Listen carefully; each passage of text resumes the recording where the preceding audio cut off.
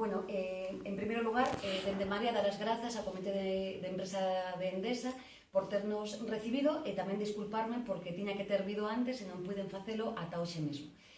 Sabedes que en Marea presentou xa moitas iniciativas denunciando a situación de Endesa tanto en materia económica, é dicir, no proceso de descapitalización que está sufrindo unha enorme multinacional que ademais abrangue a un sector estratégico do noso país como é a enerxía, pero fundamentalmente tamén en materia sociolaboral, denunciando no mes de novembro o que estaba pasando con a vontade negativa da empresa a negociar o convenio colectivo. En definitiva, o que estábamos a facer é denunciar a ultraactividade que, como sabedes, é unha exixencia para o noso grupo para poder mudar as condicións de vida dos traballadores e traballadoras no noso país. No día de hoxe, a empresa está facendo o que lle dá a gana cos traballadores do grupo empresarial. Temos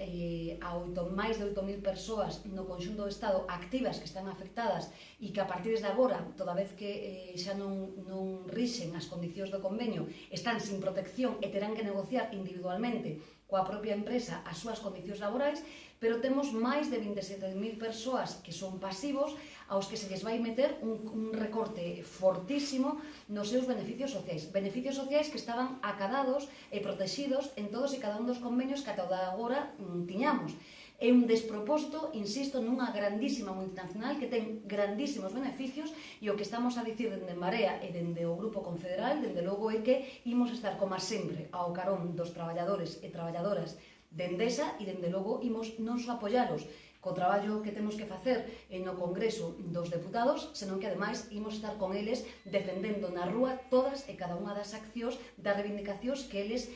leven adiante. É un colectivo moi forte e o que lle pedimos directamente á ministra de Traballo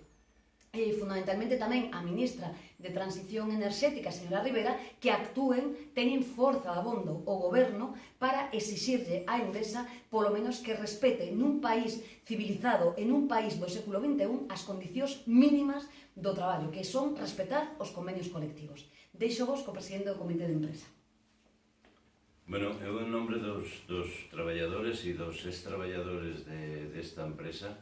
que fomos no seu momento unha empresa donde naceu a propia Endesa con un peso específico moi grande. Aquí aproximadamente estuveron traballando directamente sobre 3.000 traballadores. E agradezo a Yolanda a súa exposición e a súa axuda que nos está prestando e que nos está ofrecendo para levar a cabo adiante todo este problema socio-laboral que nos meteu esta empresa. Unha empresa que por eso pedimos axuda ao sistema público que nos está descapitalizando, que nos está levando todo o noso poder e que por Henry deixou, escenificounos un convenio despois de 40 reunións no cual o deixou morrer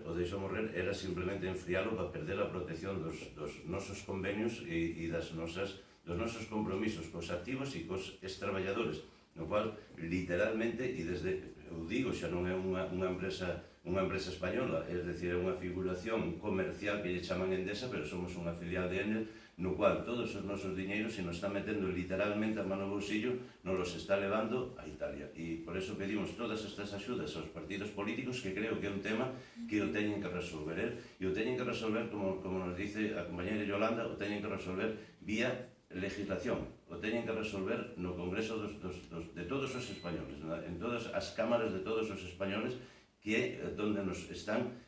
deixando meter o atraco aos traballadores. Eixa non é só de Endesa, en este caso Endesa, pero a todos os traballadores do estrato nacional. E para nós, en estes momentos, o que decía Yolanda, a ultraactividade é un tema importantísimo. Non temos, por encima de nós, temos o ceo e non temos nada que nos proteja ahora mesmo.